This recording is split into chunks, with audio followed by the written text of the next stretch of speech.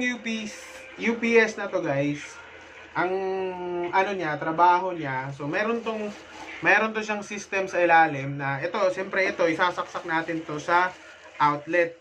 Ngayon, ang gagawin nitong UPS na to is i-regulate niya. Paano niya i-regulate? So may ano to, mayroon to siyang transformer sa loob.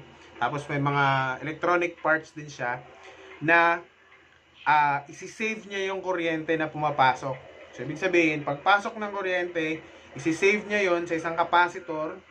So tapos magbibigay rin yun siya ng output. Ito na yung mga output niya guys, oh. So nakita niyo yan, 6 yung output niya. So kung 220 yung sinaksakan mo, 220 din yung lumalabas dito sa mga outputs na to. So ibig sabihin, kaya niyang magbigay ng 220 na outputs na voltage.